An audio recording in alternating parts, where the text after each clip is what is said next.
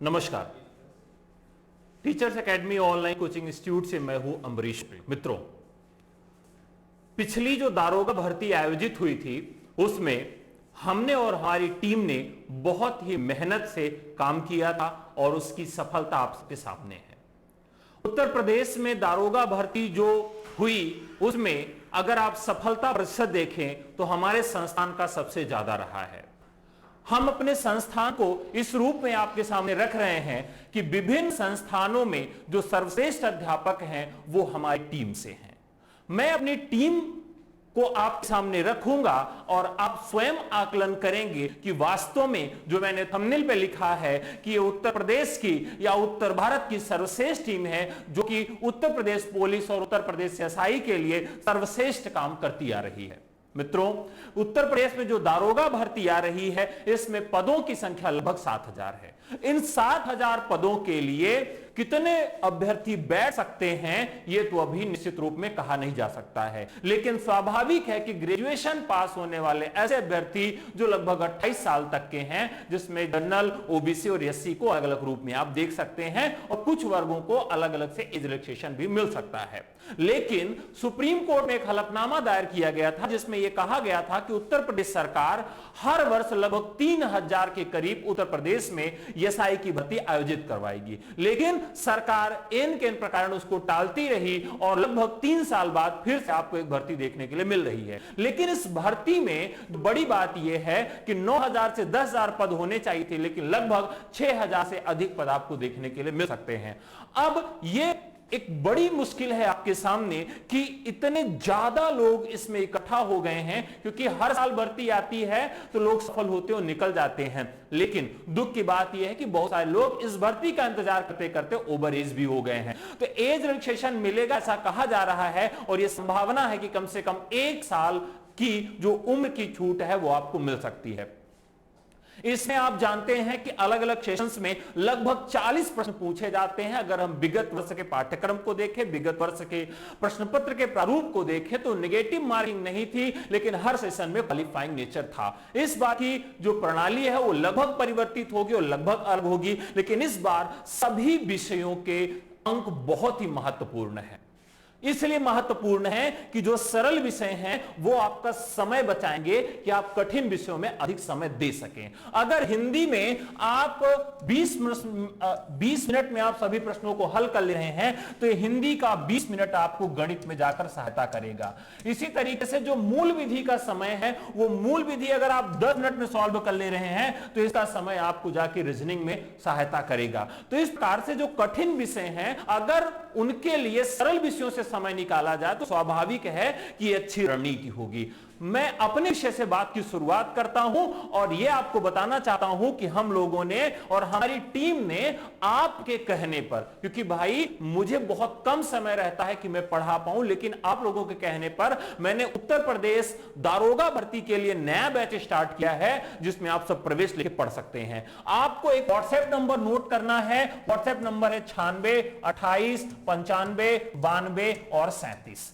देखिए, हमसे उन लोगों ने ज्यादा रिक्वेस्ट किया जो पहले से नौकरी में है और उत्तर प्रदेश पुलिस में है वो भर्ती। बहुत सारे आपके दीवान साथियों ने हमको फोन किया और कहा कि सर आपसे ही पढ़ेंगे और आप बैच स्टार्ट करिए। तो उनके दबाव के चलते, भाई स्वाभाविक है आप पुलिस में, कल मेरी गाड़ी कहीं रोड पे खड़ी करवा रहे, कहीं आपने तो पढ़ाया ही नहीं, तो दबाव बस मुझे करना पड़ रहा है और स्वाभाविक है कि हमारी टीम भी आपको पढ़ाएगी। अब मुद्दा यह है कि इस नंबर पर व्हाट्सएप करना है 96 28 95 92 37। इस नंबर व्हाट्सएप करेंगे और यहां पर एंट्री यूपी एसआई लिखकर हमको व्हाट्सएप करना है। इसके बाद का पूरा काम हमारी टीम करेगी। अब मैं आपको हिंदी की बात बताऊं। हिंदी 3 भागों में बांटी गई है। जो आप यहां यूपीएसआई की हिंदी है, जो पहला खंड है वो है व्याकरण का, ठीक है, व्याकरण का है, और दूसरा खंड है साहित्य का, और तीसरा खंड जो है व्याकरण साहित्य तो है, लेकिन तीसरे खंड में करंट इवेंट्स जोड़ दिए गए। करंट इवेंट्स जोड़ दिए गए मतलब साहित्य में जो करंट है, अब मान लीजिए कौन से पुरस्कार हैं, कौन सी पत्र पत्रिकाएं हैं, कौन से समाचार पत्र हैं, कौन से लेखक का जन्म हुआ, कौन से लेखक की मृत्यु हुई। अब लेखक का जन्म हुआ तो अतिशयोक्ति हो जाएगी, कोई लेखक जन्म कैसे होगा, वो तो 18 साल बाद ही लिखेगा। तो ये आपको प्रत्युत्पन्न मति का बनना है कि जो प्रश्न आ रहा है उसको कैसे कवर करना है, क्योंकि आप क्या करते हैं यहीं पर गड़बड़ी कर जाते हैं। मैं छोटे से उदाहरण के द्वारा बताऊंगा, आप मेरे पढ़ाने के शैली से एकदम परिचित हैं। मान लीजिए आपके यहां एक शब्द प्रयोग किया जाता है संस्कृत में मूषकः। आपने सोचा मूषकः, मूषका का आपके गांव में क्या कहा जाता है? मूस कहा जाता है। और मूषिका, मूषिका का क्या कहा जाता है? मूषिका का होता है चूहिया, लेकिन चूहिया गांव में नहीं कहते हैं। क्या कहते हैं? मुष्टि कहते हैं या मुसुट्टी कहते हैं। ये प्रक्रिया है। जैसे जब मैंने देखा कि एक शब्द है स्थाली, स्थाली जब यात्रा करना शुरू किया तो लोगों ने कहा यार ये स्थाली कौन बोले, इतना कठिन शब्द है, थोड़ा सा सरल करिए। हमने कहा ठीक है, आधा मैंने इसको हटा दिया। बाद में क्या बच गया? थाली। थाली का नहीं यार ये और बहुत कठिन है, और सरल करिए। हमने कहा ठीक है, हमने क्या कर दिया? टाठी कर दिया। टाठी कहने नहीं, अभी भी बात नहीं। ठीक है भैया, थरिया कर दिया। आपने कभी ये विचार किया कि ऐसा क्यों हुआ? आप अगर कहीं भी यात्रा करते हैं स्टेशन, तो जो टैक्सी वाला है कभी भी आपको पूरा स्टेशन नहीं बोले, क्या कहेगा? Station station station. तो आपके समाज में, आपके घर गांव में, आपके पूरे जीवन में जो घटना घट रही है हिंदी को लेकर, वही आपके यहां यूपीएसआई में प्रश्न बनेगा। ये है। अब मान लीजिए जैसे आप कहते हैं हमारा तो कर्म ही खराब है। क्या कहें? कर्म खराब है। किसी ने कहा कि कर्म करो, यहां पर आपने कर्म लिख दिया, कर्म। और किसी ने कहा यार कार्य करो, या किसी ने कह दिया कारज करो। क्या कहा? कारज करो। यहां पर कर्म क्या है? तत्सम हो गया, और कर्म क्या हो गया? तद्भव हो गया, और कारज क्या हो गया? अर्ध तत्सम हो गया। आप सोच रहे हैं अर्ध तत्सम क्या सर बता रहे हैं? तो नया ट्रेड है हिंदी में प्रश्न पूछे जाने का, पत्र पत्रिकाओं का। ये क्या है? कोई भी शब्द जब चलता है तो समय के साथ घिसता जाता है। जैसे प्यार में आप हनुमान जी को हनु बोलने लगे हैं, तो ये प्रक्रिया है भाषा में परिवर्तन की, होती रहेगी। तो आपको इसी तरीके से एकदम मजेदार ढंग से पढ़ाऊंगा, हंसेंगे और पूरी चीज याद हो जाएगी। जैसे आपको बताऊंगा कि भैया भोजपुरी की विशेषता क्या है। वैसे भोजपुरी बोलने वाले मुझे बहुत पसंद है। भोजपुरी की विशेषता क्या है? आप कहेंगे सर मुझे नहीं मालूम है, आपको एक मिनट में याद दिलाऊंगा। मैं कहूंगा 2-3 शब्द बोलो। आपने कहा सर लड़का, दूसरा शब्द बोला लड़की, और तीसरा शब्द बोला आए, और चौथा शब्द बोला गए। मैं कहा बेटा इसी को भोजपुरी में कन्वर्ट कर दो। उन्होंने कहा ठीक है। उन्होंने कहा लइका, ठीक है, लइका। फिर उन्होंने कहा लइकी, फिर उन्होंने कहा आइल, फिर उन्होंने कहा गइल। ठीक है। आप देखिए इसमें कॉमन क्या है? हर जगह आपको कॉमन क्या मिल रहा है? ई कॉमन मिल रहा है। इसका मतलब यह है कि भोजपुरी इकार बहुला बोली है, अर्थात ई की अधिकता है। भोजपुरी छोड़ दीजिए। मान लीजिए आप अवधि में आ जाइए। अवधि में क्या कहते हैं? यार बसा आए कि नहीं आए? बसा, टिकटरवा, घरवा। आप देखिए आ जो है लास्ट में जोड़ दे रहे हैं, कोई काम नहीं उसका। कहीं पिछा सूखी है कि नहीं? भाई पिछ भी कहने से काम चल सकता है। तो कुल मिलाकर यह है कि इस प्रकार से हम समझेंगे कि अवधि जो है आकार बहुला बोली है और भोजपुरी इकार बहुला बोली है। ज्यादा समय आपका नहीं लूंगा, वैसे भी मुझे लगता है 5 मिनट का समय सर लोगों ने मुझे दिया था, मैं ज्यादा ले लिया है। आप लोगों से अब क्लास में मुलाकात होगी, लेकिन कब होगी? जब हमारे व्हाट्सएप नंबर पर आप मैसेज करेंगे यूपीएसआई एंट्री लिखकर। नंबर यहां मैं लिख के छोड़ के आ रहा हूं। अब आपको जो अगला महत्वपूर्ण विषय है संविधान और मूल विधि, वो आपको एकदम से कॉकटेल के रूप में मिलेगा। सबसे पहले आपको संविधान बताया जाएगा, कहां से पढ़ना है, किस तरह से पढ़ना है, और उसके बाद मूल विधि बताई जाएगी। फिर उसके बाद ऐसे हम लोग जीएस के तरफ चलेंगे, और सबसे अंत में ब्रह्मास्त्र लेकर गणित वाले सर आएंगे, एकदम सब कुछ खत्म करके चले जाएंगे। ठीक है। ये नंबर लिख लेते हैं 96 28 95 92 37। ठीक है। चलिए फिर से हमको पता लिखना पड़ेगा 96 28 95 92 37। बहुत बहुत धन्यवाद। अब मैं पाठक सर को आमंत्रित करूंगा जो कि संविधान के विषय में पूरी रूपरेखा आपके सामने रखेंगे। पाठक सर। धन्यवाद अमृत सर। दोस्तों नमस्कार, मैं अरुण पाठक इस टीचर्स एकेडमी में उपस्थित हूं आपके लिए। हर अपने बैच के माध्यम से हमने आपके पिछले जो भी एग्जाम्स हैं उसके लिए भारतीय संविधान से बनने वाले जिस भी प्रकार के क्वेश्चंस बने, हम लोग पिछले परीक्षाओं का अध्ययन करते रहते हैं। हमने पाया कि जो एसआई यूपीएसआई का जो एग्जाम है, इसमें लगभग 20 से 25 क्वेश्चंस की संख्या संविधान और मूल विधि को मिलाकर के देखी गई है। जो जीएस में बड़ा रोल है इसका, संविधान का क्यों ना बड़ा रोल हो भाई। कहते हैं संविधान, विधान के बिना कुछ होने वाला नहीं है। तो बैलेंसिंग करके चलने वाला जो विषय है, इसी के माध्यम से, और दारोगा की परीक्षा में संविधान का तो सबसे ऊपरी महत्व हो जाता, क्योंकि नियम कानून संविधान के दायरे में ही डेवलप होते हैं और इसकी जानकारी बहुत महत्वपूर्ण है। जीवन में संविधान आपको पता होना चाहिए, बेसिक ज्ञान होना चाहिए। बिना इसके बेसिक ज्ञान के आप सफल नहीं हो सकते, और इस एसआई की परीक्षा में तो इसका महत्व और ज्यादा चौगुना हो जाता है। संविधान की जब मैं बात करता हूं, संविधान से बनने वाले क्वेश्चन आप उठाइए। संवैधानिक विकास एक महत्वपूर्ण पहलू है जिसके अंदर भारत का स्वाधीनता संघर्ष भी छुपा हुआ है। उससे संवैधानिक विकास से उठाकर क्वेश्चन पूछ लेता है। रिलोटिंग एक्ट का नाम सुना है आपने, पिक्स इंडिया एक्ट का नाम सुना है, इससे बनने वाले क्वेश्चन आपने देखा होगा। कब हमारे राष्ट्रपति को अध्यादेश जैसी शक्तियों की प्रादुर्भाव माना जाता है ना? तो ये हमारे केंद्रीय विधानमंडल की कब नींव पड़ी, कब ये द्विसदनी हुई, इसका संवैधानिक विकास से बड़ा इतिहास और क्वेश्चन जरूर आता। क्वेश्चन मैच द फॉलोइंग से बनने वाले क्वेश्चंस आते हैं। फिर जो संविधान का मूल है, संविधान के स्रोत क्या है, किन देशों से संविधान की चीजें ली गई, कुछ हमारी इंटरनल प्रक्रिया है, कुछ हमारी बाह्य प्रक्रिया है, इससे बनने वाले क्वेश्चन बहुत महत्वपूर्ण है। संविधान संशोधन की प्रक्रिया क्या है, कहां से ली गई, दक्षिण अफ्रीका के संविधान का जो यहां व्यवस्था हमारे संविधान में ली गई आर्टिकल 368 के तहत। मैं एक झलक आपको बता रहा हूं, इस टाइप से क्वेश्चंस बन सकते हैं। ठीक है, संघात्मक शासन प्रणाली का क्वेश्चन पूछ सकता है कि भारतीय संघीय व्यवस्था पर किसका असर है, कनाडा का, अमेरिका का, किन किन चीजों का है। तो बड़ा ही बैलेंस तरीके से इसका सिलेबस बना हुआ। अब आते हैं संविधान के उन पहलुओं पर जहां एग्जाम के बहुत महत्वपूर्ण क्वेश्चंस बनते हैं, जो उद्देशिका कहते हैं। उद्देशिका संविधान का मूल है, बेसिक है। कहते हैं की ऑफ द कॉन्स्टिट्यूशन। भाई सुप्रीम कोर्ट ने केशवानंद भारती केस में 1973 में की ऑफ द कॉन्स्टिट्यूशन कहा उसको। संविधान की कुंजी है, मूल भाग ही नहीं, बेसिक स्ट्रक्चर का मूल है ना? उससे क्वेश्चन जरूर बनता है ना? इसलिए मैं बता रहा हूं कि इससे बहुत बार क्वेश्चन आया है ना? जैसे क्वेश्चन पूछ लिया था जो है कि भाई अभी तक संविधान पीठ सबसे बड़ी कौन सी है, लार्जर बेंच 13 सदस्यों वाली केशवानंद भारती पीठ थी। ठीक, झलक ये बता रहा था। इसके पश्चात जो आएंगे सबसे महत्वपूर्ण पहलू नागरिकता का छुड़ा हुआ है। नागरिकता का जो मुद्दा है बड़ा महत्वपूर्ण है। अभी आपने देखा है कि किस तरीके से संसद में नागरिकता संशोधन बिल पर बहुत विवाद हुआ। इसे जरूर से जरूर क्वेश्चन बनता है, कहां क्या संशोधन हुए।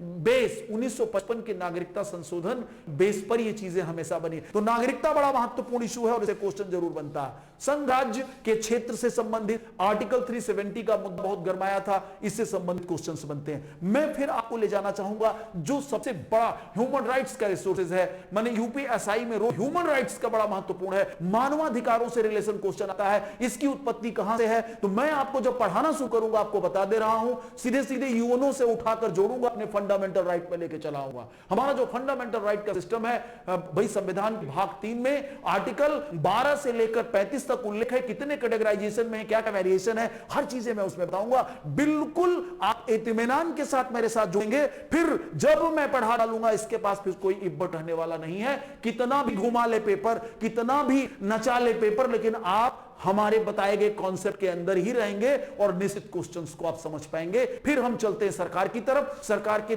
तीनों पक्षों की हम बात करेंगे, जहां कार्यपालिका, विधायिका, न्यायपालिका से क्वेश्चन जरूर आते हैं। अब वो कार्यपालिका संघीय और राज्य स्तर की दोनों होगी, जिसमें राष्ट्रपति, प्रधानमंत्री है ना, इनके बारे में जानना होगा, महान्यायवादी के बारे में जानना, कानूनी मामला है, लीगल सलाहकार की बात हो तो निश्चित है कि भाई महान्यायवादी की चर्चा होगी, सीएजी की चर्चा होगी। स्टेट लेवल पर को लेकर चले आएंगे, राज्यपाल चले आएंगे, मुख्यमंत्री चले आएंगे, महाधिवक्ता चले आएंगे। जब हम विधायिका की ओर चलेंगे तो संसद की भाई विधायिका संघ वाली संसद है ना? राज्यसभा, लोकसभा के सारे वेरिएशन और विधि निर्माण की प्रक्रिया बड़ा महत्वपूर्ण है, क्योंकि मूल विधि क्या है वो तो खैर आपको हमारे एक्सपर्ट विशेषज्ञ आपको बताएंगे, मूल विधि से जो भी बनेंगे क्वेश्चन है ना। लेकिन रही बात इसमें भूमिका संविधान की बड़ी महत्वपूर्ण है। विधि निर्माण की प्रक्रिया क्या होती, विधेयक क्या होता है, सारे बिल कितने प्रकार के होते हैं, सारी चीज मैं पढ़ाऊंगा 1 by 1 इस तरीके से पढ़ाऊंगा कि आपको भूलना ही नहीं है। फिर जो महत्वपूर्ण कड़ी है शासन की, स्थानीय शासन, इसे भी क्वेश्चन बनना तय है, 100% बनना तय है। और न्यायपालिका को आप कहां छोड़ सकते हैं? आप समझिए जीवन में जिन चीजों का महत्व है, जिसका वैल्यू है,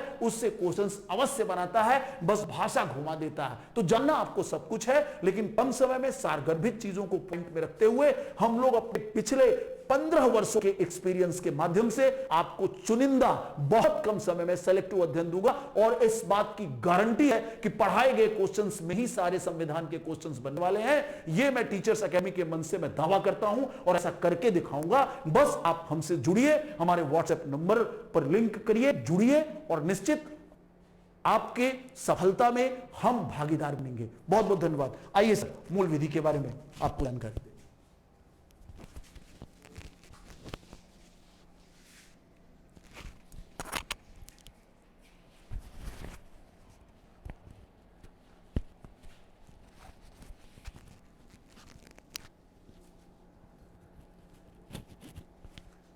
नमस्कार, मैं पवन पांडे मूल विधि विशेषज्ञ हूँ, विधि विशेषज्ञ हूँ।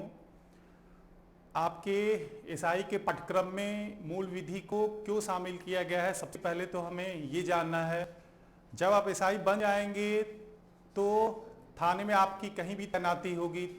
थाने में तैनाती होगी तो वहाँ आप अपने एसआई के जब लोक कर्तव्यों को करेंगे, जब पब्लिक ड्यूटी को करेंगे, तो आपके लिए सबसे अनिवार्यता रहेगी कि किस सेक्शन के अंतर्गत हम, किस धारा के अंतर्गत, किस अपराध के लिए एफआईआर में कौन सी धारा लगाएं। इसके लिए हमें मूल विधि को जानना नितांत आवश्यक है।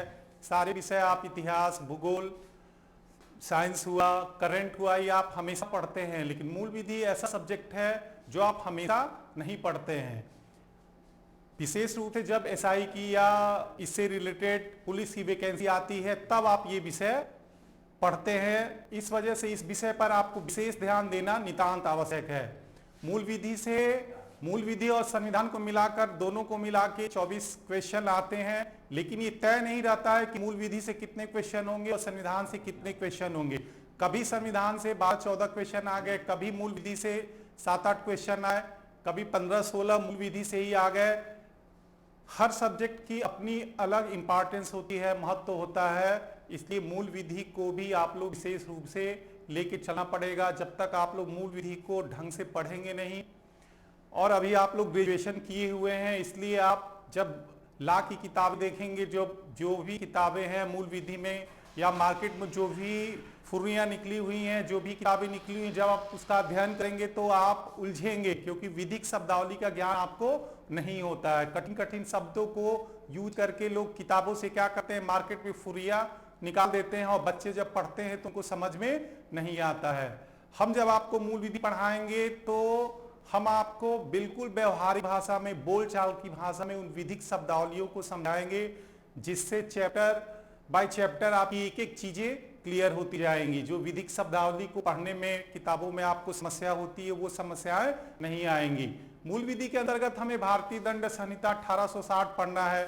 भारतीय दंड संहिता 1860 के अंतर्गत क्या पढ़ना है हमें? भारतीय दंड संहिता 1860 में हमें जो समाज में जितने भी अपराध होते हैं, विधि विरुद्ध कार्य होते हैं, उन कार्यों के बारे में, उन कार्यों की परिभाषाओं के बारे में, और उन अपराधों को करने के लिए कितने दंड का प्रावधान किया गया है, कौन कौन से कार्यों को करने से किन किन अपराधों का गठन होता है, किन किन अपराधों के लिए क्या क्या आवश्यक तत्व होते हैं, ये सब चीजें हम भारतीय दंड संहिता के अंतर्गत पढ़ेंगे।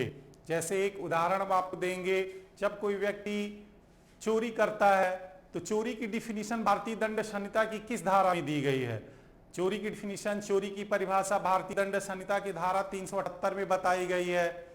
आपके एग्जाम में कैसे क्वेश्चन पूछेगा, भारतीय दंड संहिता की किस धारा में चोरी की परिभाषा दी गई है? तो धारा 378 में। भारतीय दंड संहिता की किस धारा में चोरी के लिए दंड का प्रावधान किया गया है?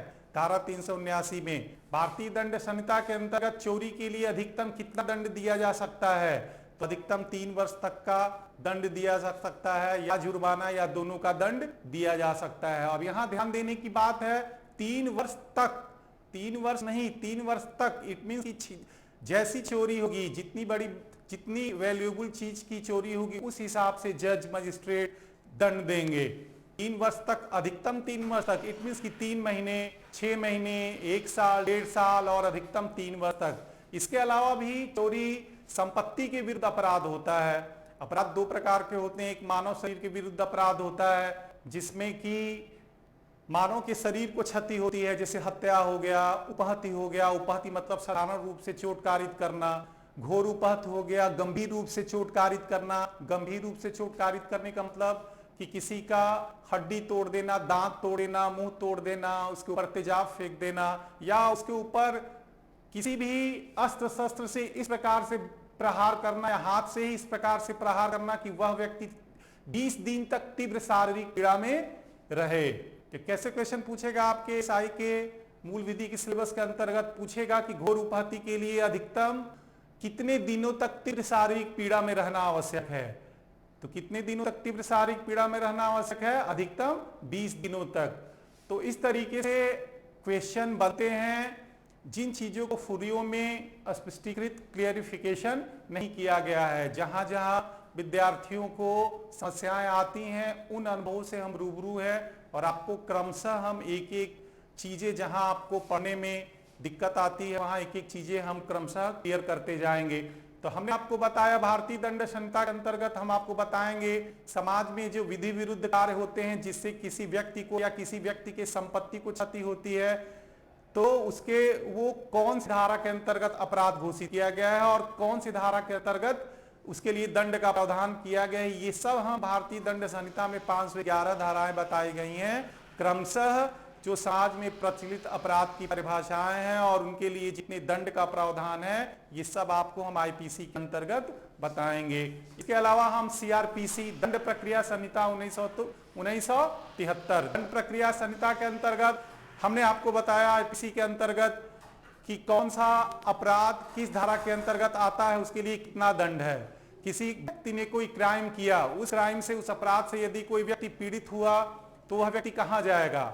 इतना तो आप जानते होंगे, आप फिल्म देखते हैं, समाज में रहते हैं, व्यक्ति कहां जाएगा अपनी सुरक्षा के लिए? वह व्यक्ति थाने में जाएगा अपनी सुरक्षा के लिए। जब वह व्यक्ति थाने में अपनी सुरक्षा के लिए जाएगा तो वहां पे जाके वो क्या करेगा? एप्लीकेशन देगा, प्रार्थना पत्र देगा। जब वहां प्रार्थना पत्र देगा तो आप जब एसआई बन जाएंगे, कंपटीशन बीट करके आपकी नियुक्ति उसी थाने में होगी। जब उस थाने में आप जाएंगे तो आप क्या करेंगे? उस प्रार्थना पत्र को लेंगे और उस कार्य के लिए आप एफआईआर लिखेंगे। तो एफआईआर के बारे में, इस एफआईआर के बारे में दंड प्रक्रिया संहिता की धारा 154 में प्रावधान किया गया है। एफआईआर हो गया। एफआईआर के बाद आप जब एसआई होंगे एफआईआर लिखा देंगे, उसके बाद उस अपराध का अन्वेषण करेंगे। अन्वेषण मतलब उस अपराध से संबंधित साक्ष्य एकत्रित करेंगे कि रियल में वो अपराध हुआ है कि कोई व्यक्ति किसी अन्य व्यक्ति को फंसाने की कोशिश कर रहा है। तो इसके लिए अन्वेषण की प्रक्रिया अपनाई जाती है। तो अन्वेषण की परिभाषा दंड प्रक्रिया संहिता में कहाँ दी गई है, उसके लिए क्या क्या प्रावधान है, कौन अन्वेषण करेगा। उसके बाद जब अन्वेषण हो जाता है तो अपराध का संज्ञान मजिस्ट्रेट करता है। अपराध का संज्ञान कॉग्निजेंस, व्यवहारिक भाषा में उस मुकदमे को जज मजिस्ट्रेट छोटा जज क्या करता है? पंजीकृत करता है। वो पंजीकृत करता है जज तो किन किन तथ्यों पे, किन किन आधारों पे, कितने प्रकार से संज्ञान कर सकता है। जब संज्ञान मजिस्ट्रेट कर लेता है तो चार्ज फ्रेमिंग करता है, आरोप लगाता है। तो चार्ज की परिभाषा कॉग्निजेंस के बारे में कहां दिया गया है, ये सब चीजें दंड प्रक्रिया संहिता में प्रावधानित किया गया है।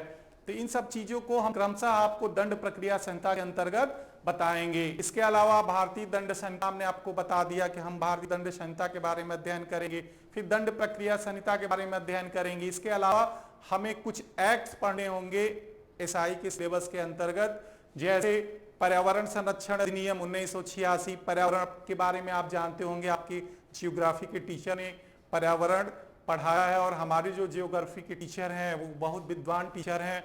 उन्होंने पर्यावरण का टॉपिक आपको, हमें जहां तक अनुमान है, आगे पढ़ाएंगे तो एक एक चीजों को क्लियर करते पढ़ाएंगे।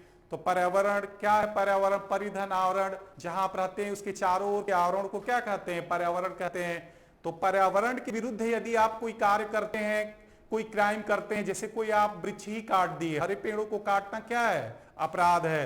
तो उसके लिए कितने दंड का प्रावधान है? ये सब चीजें कहां दी गई हैं? पर्यावरण संरक्षण अधिनियम 1986 में। तो हमें कुछ एक्ट पढ़ने हैं, अधिनियम पढ़ने। एक्ट्स क्या होता है? विधियां होती हैं। कौन एक्ट्स बनाता है? संसद बनाती है। जब संविधान के सर हमारे पाठक जी आपको संविधान पढ़ाएंगे, तो जब संसद पढ़ाएंगे, विधायिका पढ़ाएंगे, तो एक एक चीजों को वो क्लियर करते जाएंगे। तो जो इस तरीके के जब समाज में नए नए अपराध होते हैं तो कुछ एक्ट्स बनते हैं। तो उसमें पहला हमने क्या बताया, हमें पर्यावरण संरक्षण अधिनियम के बारे में पढ़ना है, फिर हमें पढ़ना है आयकर अधिनियम के बारे में, इसके अलावा दहेज प्रतिषेध अधिनियम के बारे में पढ़ना है हमें। कुछ छोटे मोटे एक्ट हैं, पुलिस एक्ट है, पुलिस को अपनी ड्यूटी के दौरान, लोक कर्तव्यों के दौरान किन किन कर्तव्यों का पालन करना है, वो क्या क्या कर सकता है। यदि कोई पुलिस जनता के साथ अत्याचार करता है, उसको त्रासदी देता है, तो उसके लिए पुलिस एक्ट में दंड का प्रावधान किया गया है। जनता को पता नहीं होता है, सामान्य लोग, गरीब लोग नहीं जानते हैं कि पुलिस भी हमारे ऊपर अत्याचार नहीं कर सकती है। पुलिस आके हमें ऐसे उठा के नहीं ले जा सकती है, लेकिन लोगों को पता नहीं होता है। तो आप एसआई बनेंगे तो पुलिस के लोक कर्तव्यों का निर्वहन काफी अच्छे तरीके से करें, आप कोई जुर्म न करें, इसके लिए आपको पुलिस एक्ट को आपके सिलेबस में शामिल किया गया है। तो हम पुलिस एक्ट पढ़ेंगे। इस तरीके से वन्य जीव संरक्षण अधिनियम 1972 हम पढ़ेंगे। वन्य जीव संरक्षण अधिनियम 1972 में क्या है, हम शिकार करने जाते हैं अपने इंजॉय के लिए, हम पशुओं का क्या करते हैं, वध कर देते हैं। हम कोई भी शिकार बिना वैज्ञानिक प्रयोजन के और बिना गवर्नमेंट से दवा के लिए हम कोई भी शिकार कर सकते हैं। इसके अलावा बिना परमिशन के यदि हम किसी पशु का शिकार करते हैं तो हम वन्य जीव संरक्षण अधिनियम 1972 के अंतर्गत क्राइम करते हैं। जैसे आपने सुना होगा, आज 10 साल से सलमान खान ने काले हिरण का वध कर दिया, शिकार कर दिया। अभी तक कुछ दिनों पहले तक मुकदमा चला, उसके बाद उनको सजा भी मिली, लेकिन वो निकल भी गए चूंकि बहुत बड़े आदमी थे। तो हम वन्य जीव संरक्षण अधिनियम के अंतर्गत पढ़ेंगे कि अगर हम अवैध रूप से शिकार करते हैं तो उसके लिए कितने दंड का प्रावधान है। इसके अलावा भी हमें कुछ एक्ट्स और भी पढ़ने पड़ेंगे, जो नेक्स्ट जब क्लासेस चलने लगेंगी तो क्रमशः हम बताएंगे। चूंकि हमारे पास समय कम है, अतः हम अपनी बात को यहीं पे विराम देते हैं। आप लोग व्हाट्सएप नंबर पे व्हाट्सएप कीजिए और क्लासेस हमें आशा है कि आपके सहयोग से और हमारे सारे टीचरों के सहयोग से क्रमशः बहुत ही अच्छे तरीके से कार्यान्वित होंगी। धन्यवाद।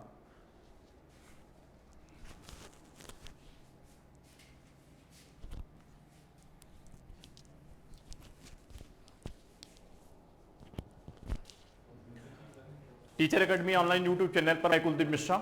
मित्रों, आप सभी का स्वागत है। सबसे पहले मैं अपने टीचर एकेडमी परिवार को तहे दिल से धन्यवाद करना चाहूंगा जिन्होंने मुझे यहां पर आने का अवसर प्रदान किया है। देखिए, यहां पर यूपीएसआई का जो बैच है वो शुरू होने जा रहा है। तो यूपीएसआई के बैच में अब हम यूपीएसआई की बात करते हैं। एसआई का मतलब होता है 2 स्टार, और एक व्यक्ति 2 कंधे होते हैं। अगर यहां पर हम 2 कंधों की बात करें तो 4 स्टार होते हैं। कितने स्टार होते हैं? 4 स्टार होते हैं। और 4 स्टार का मतलब, जैसा कि हमारे अमरीश सर ने बताया कि यहां पर आपको क्या क्या पढ़ना है, वो सारी बातें इसी 4 स्टार के अंतर्गत इंक्लूड है, जिसमें सबसे अहम रोल निभाता है हिंदी। क्या निभाता है? हिंदी, जो हमारे अमरीश सर पढ़ाएंगे। और इसके बाद इसमें जो अहम रोल निभाता है वो मूल विधि, जिसमें पवन पांडे सर पढ़ाएंगे। ये दूसरा स्टार है। और तीसरा स्टार जो है वो मैथ्स है, जो पवन मिश्रा सर पढ़ाएंगे। क्या पढ़ाएंगे? पवन मिश्रा सर पढ़ाएंगे। और चौथे स्टार में जीएस पार्ट होगा, जिसमें करंट से लेकर ज्योग्राफी, हिस्ट्री, ये सारी चीजें इसमें आएंगी। तो 4 स्टार के अंतर्गत आप सबको ये सारी यूपीएसआई के अंतर्गत पढ़ने पड़ेंगे मित्रों। ठीक है मित्रों, तो यहां पर जो हमारा पार्ट है वो है geography with UP special with environment. तो यहां पर हम यूपी स्पेशल, जैसा कि हम विभिन्न एग्जामों के लिए यूपी स्पेशल, वीडियो के एग्जाम के लिए यूपी स्पेशल पढ़ाते हैं, तो यूपी स्पेशल में जो महत्वपूर्ण सारी चीजें होंगी उन सारी चीजों पर हम डिस्कशन तो करेंगे। साथ में जो करंट इश्यूज हैं, अगर करंट इश्यूज की बात करें, जैसे अभी भारत और मालदीव के बीच में, मालदीव में हुए अदुपत्तन के लिए अद्दू वहां पर तीर्थ स्थल बनाया गया, उस पर मैं डिस्कशन करूंगा। आईटीसी जेड का हमारे भारतीय मानसून पर क्या इफेक्ट पड़ रहा है, और उसकी वजह से जो अभी बंगाल की खाड़ी में अम्फन जैसे तूफान उठे, आपके अरब सागर में जो निसर्ग जैसे तूफान उठे, उन चीजों पर हम बात करेंगे। उसका हमारे भारतीय समाज पर, संस्कृति पर, अर्थव्यवस्था पर क्या प्रभाव पड़ा, उन सब बातों को भी हम डिस्कशन करेंगे। कहने का मतलब सिर्फ इतना ही है कि हम परंपरागत क्वेश्चन के साथ साथ आपसे करंट इश्यूज पर भी बात करेंगे। ठीक है मित्रों, तो माई सेल्फ कुलदीप मिश्रा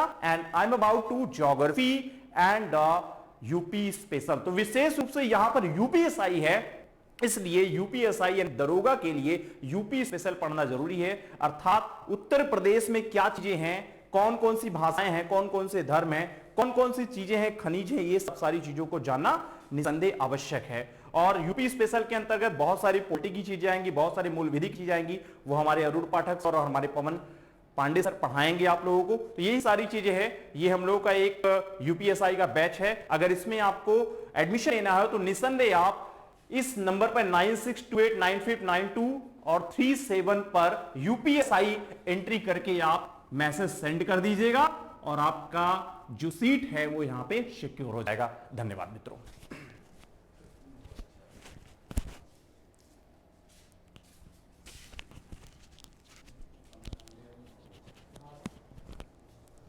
नमस्कार, मैं अशोक मिश्रा, यूपीएसआई के बैच में आपका स्वागत है। मैं इतिहास पोर्शन, आपको जीएस के इतिहास पोर्शन में चर्चा करूंगा और मैं इतिहास पोर्शन में ये बताऊंगा कि आपको भारतीय इतिहास में पढ़ना क्या क्या है, क्योंकि आपको भारतीय इतिहास पढ़ना है जीएस में।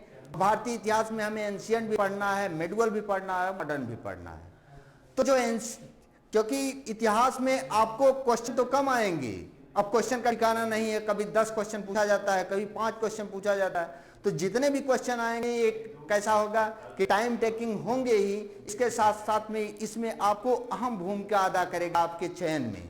तो जितने भी क्वेश्चन आएंगे वो सॉलिड क्वेश्चन आएंगे और ऐसा भी नहीं होगा कि आप यूपीएसआई पढ़ रहे हैं तो बहुत सरल क्वेश्चन आएंगे। ये जो क्वेश्चन आएंगे अति महत्वपूर्ण होंगे और वो तीनों पार्ट से आएंगे। वो एंशिएंट से भी पूछा जा सकता है, मेडिकल से भी पूछा जा सकता है, मॉडर्न से भी पूछा जा सकता है। तो जहां तक बात है कि मॉडर्न से इस समय कुछ ज्यादा क्वेश्चन आते हैं, इसके साथ साथ एंशिएंट का भी बहुत बड़ा रोल है।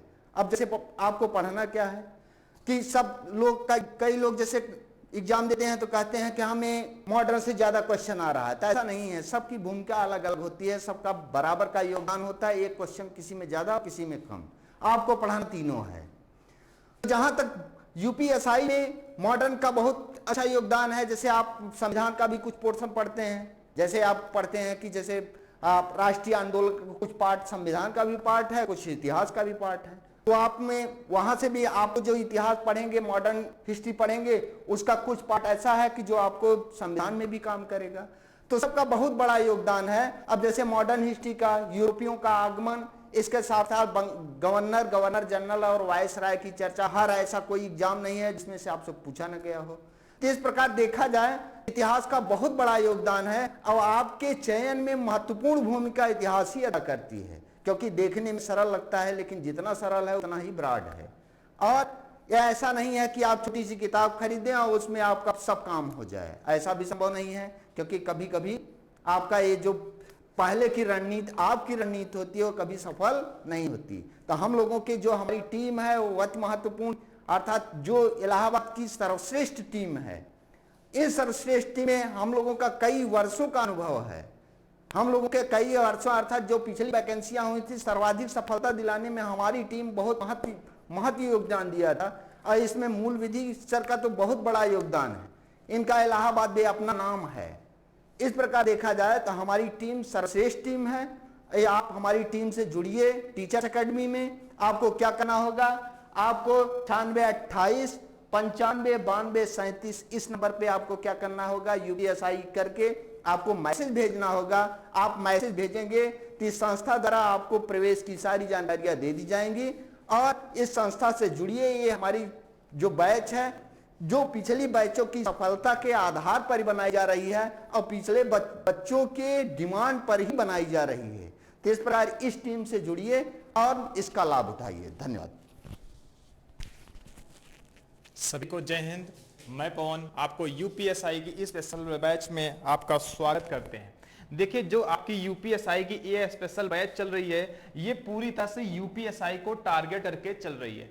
इसमें सारे के सारे टीचर से आप इंट्रोड्यूस हो चुके हैं। हमारे बीच में आज रीजनिंग के सर नहीं है, बाकी सारी फैकल्टी से आप इंट्रोड्यूस हो चुके हैं।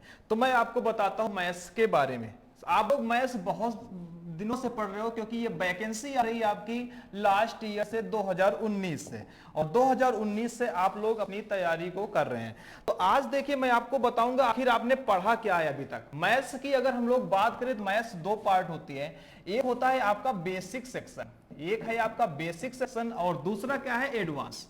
और एडवांस की बात करें तो बेसिक सेक्शन से लगभग आपके 20 क्वेश्चन यहां से बनते हैं और 20 ही क्वेश्चन यहां से बनते हैं। और हम लोग पूरे साल 2 साल 3 साल जब से ये YouTube का जमाना चल रहा है तब से लेकर अभी तक सिर्फ और सिर्फ इसी बेसिक सेक्शन पे बात करते हैं। यानी कि इसका मतलब क्या है, अरिथमेटिक। और अगर अरिथमेटिक से आपका सिलेक्शन हो चुका होता तो तो बहुत से लोग ऐसे होते जो 2017 में जॉब ले लेते और उनका हुआ क्या, 50% आपका सेक्शनल कट ऑफ भी नहीं क्लियर कर पाए, क्योंकि वहां पर एक फैक्टर आपका क्या था, एडवांस सेक्शन, जिसमें आपका परमुटेशन एंड कॉम्बिनेशन आता है, प्रोबेबिलिटी आती है, जो हम लोगों ने कभी भी नहीं पढ़ा, यानी प्रायिकता। और इसके बाद बात करें सेट यानी समुच्चय, एक सेक्शन होता है एलिमेंट्री मैथ्स, ठीक है, जिसके बारे में हमको पता ही नहीं होता है इसमें आता क्या, ठीक है। कितने लोग ऐसे होंगे जो प्राथमिक अंकगणित होती क्या है इसके बारे में जानते ही नहीं होंगे कि इसमें क्वेश्चन क्या पूछा जाता है। इसमें एक सेक्शन होता है यहाँ पे, ठीक है, मैं इधर साइड में लिख रहा हूं, ठीक है, आपका जैसे डीआई से 3 क्वेश्चन आते हैं और हम लोग हमेशा गाइड करते हैं 3 क्वेश्चन 2.5 मार्क्स, टोटल नंबर कितने बनेंगे 7.5। और मेंसुरेशन के बाद आता है ज्योमेट्री, यानी कि आपने देखा permutation, combination, probability, set, elementary maths, DI, mensuration, geometry, इनसे लगभग आप 20 क्वेश्चन बनते हैं और 20 क्वेश्चन को हम लोग हमेशा अवॉइड कर देते हैं।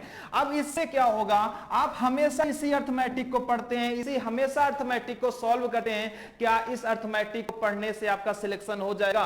क्योंकि पूरे के पूरे आधे पोर्शन को आप हमेशा इग्नोर करते हो। याद रखना, जो सब पढ़ते हैं उसको पढ़ने से अगर सिलेक्शन होना होता तो सबका पहले ही हो जाता, ठीक है। आपको वो भी पढ़ना होगा जो कोई नहीं पढ़ता और सभी लोग उसको अवॉइड करते हैं। और ये कौन सा पोर्शन होता है, आपका एडवांस सेक्शन का पोर्शन होता है। हमेशा जिसको भी देखोगे, कोई भी यूट्यूब चैनल में जाओगे, कहीं भी जाओगे, किसी कोचिंग में जाते हो, किसी भी क्लासेज में जाते हो, आपको सिर्फ और सिर्फ स्टार्ट कहां से होती क्लास, आपकी नंबर सिस्टम से। आप कहीं भी जाओगे, किसी भी कोचिंग इंस्टीट्यूट, यूट्यूब चैनल में जाओगे, क्लास होगी स्टार्ट नंबर सिस्टम से और खत्म हो जाएगी कहां पे, speed, time, distance, boat time, stream खत्म करके, ठीक है। थोड़ा सा मेंसुरेशन पढ़ाएंगे आपको, permutation, combination, probability, set, elementary maths, DI, mensuration, geometry, ये सब बहुत अच्छे से नहीं कराए जाते। ये पूरे 10 दिन में कराए जाते हैं, पूरे के पूरे 90 दिन यही कोर्स आपका चलता रहता है। तो आपको वो पढ़ना है जो कोई नहीं पढ़ता, ठीक है। याद रखना, 40 में 30 प्रश्न तो सभी कर लेते हैं, 40 में 30 प्रश्न सभी करते हैं, वही सबका सिलेक्शन होगा जो 40 में बचे हुए 10 प्रश्नों को भी करने की क्षमता रखता है, ठीक है। तो आपको इतना याद रखना है कि अगर आप मैथ में चलते हो तो सिर्फ इन्हीं पोर्शन को लेकर नहीं, क्योंकि ये आपको बेसिक है, इसके बगैर तो आपका सिलेक्शन नहीं होगा, यानी अरिथमेटिक पढ़े। लेकिन अगर आप इन पोर्शन को नहीं पढ़ते हो तो आप कितना भी इसको पढ़ लो, जब तक पूरी तरह से कंबाइंड होकर नहीं पढ़ेंगे तब तक हमारा सिलेक्शन नहीं होने वाला। तो हम लोग जब अपनी क्लासेज स्टार्ट करेंगे तो हमारा फोकस पूरी तरह से यहां पे होगा कि हम लोग क्रमचय, संचय, प्रायिकता, समुच्चय, एडवांस अरिथमेटिक यानी एलिमेंट्री मैथ्स में बात करें। आपका डीआई देखो, सीधे से 3 क्वेश्चन 2.5 मार्क्स, टोटल कितना हो गया 7.5। अब 3 क्वेश्चन को आप हमेशा इग्नोर मारते हो, ठीक है। जब देखोगे तब आप उसके क्वेश्चन छोड़ देते हो, प्रैक्टिस सेट में छोड़ देते हो। तो ऐसे सेक्शन और मेंसुरेशन और ज्योमेट्री जो आपके बिल्कुल भी ऊपर से जाती है, तो इन सारे सेक्शन पे हमारा मेन फोकस होगा।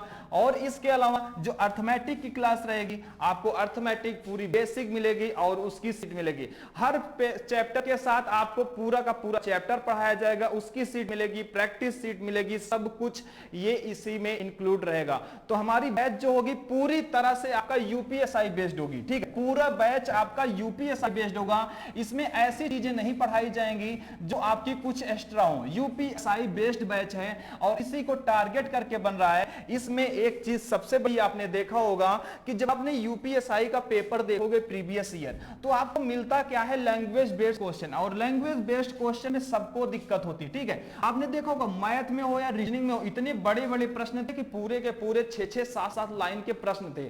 अब ऐसे प्रश्नों को हमारी करने की हैबिट नहीं है, हम हमेशा वही करते हैं, ए कोई काम 10 दिन में करता है, बी कोई काम 15 दिन में करता है, तो ये दोनों तो कर लेंगे, ठीक है, आपका कोई काम नहीं होने वाला। अगर आप यही प्रश्न हमेशा पढ़ोगे तो आपका तो नहीं होगा, ठीक है। तो आपको लैंग्वेज बेस्ड क्वेश्चन यानी जो बड़े बड़े प्रश्न होते हैं उनको कैसे टैकल करें, आखिर उनको समझेंगे कैसे कि हमको स्टार्टिंग कहां से करना है, अंत कहां से करना है, और कितना भी आप सिलेबस पढ़ ले, इसके बाद आपको देखो पहले आप क्या करोगे, बेसिक देखो पूरी की पूरी मैथ 3 चीजों पे डिपेंड करेगी, यानी उसका बेसिक सॉल्यूशन क्या होगा, ठीक है। एक ही प्रश्न का अगर आपको एक सिंगल क्वेश्चन मिलता है उसका बेसिक सॉल्यूशन क्या होगा, ठीक है, इसका शॉर्टकट क्या हो सकता है, ठीक है, शॉर्टकट क्या होगा, अगर इससे कैसे सॉल्व करेंगे। इसके अलावा इस प्रश्न को क्या ऑप्शन से किया जा सकता है, इस प्रश्न को क्या हम लोग ऑप्शन से कर पाते हैं, और अगर ऑप्शन से भी कठिन पड़ता है तो इसका लगभग में मान कितना होगा, ठीक है, यानी आप एज्यूम कैसे करते हो इसका मान कितना होगा, लगभग में कैसे मान निकालते हो, ठीक है, लगभग में कैसे मान निकालोगे। जब इन चारों चीजों से आप टैकल करते हो तब आप यूपीएसआई के लिए, मैथ के लिए तैयार होते हो।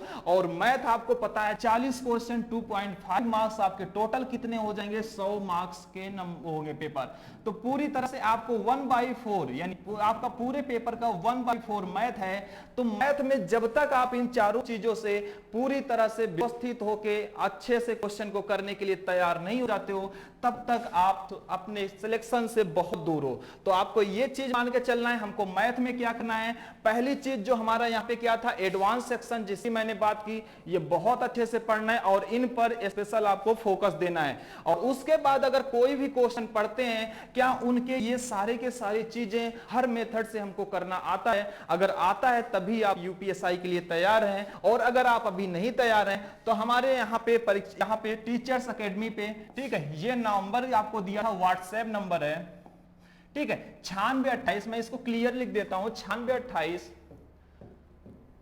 95 92 37, ठीक है। ये इस नंबर पे आपको व्हाट्सएप कर देना है, सिंपली एक व्हाट्सएप छोड़ना है और व्हाट्सएप में आपको लिखना है यूपीएसआई एंट्री, यूपीएसआई एंट्री, और यूपीएसआई एंट्री लिख के आप जैसे ही मैसेज करते हो आपको यहां से टीम के द्वारा रिस्पांस दिया जाएगा और सारी की सारी जानकारी दे दी जाएगी, ठीक है। तो इसी के साथ अम्बरीश सर आए, आपसे कुछ शब्द कहेंगे और थैंक यू। भाई हम अपनी टीम की तुलना तो किसी से कर ही नहीं सकते हैं, क्योंकि सब एक से बढ़कर एक हीरे हैं। तो आप लोगों ने देख ही लिया है और इसके बाद भी बहुत सारी कक्षाएं चलेंगी, आप बहुत अच्छे से समझ लेंगे कि कौन टीचर सबसे अच्छा पढ़ा रहा है।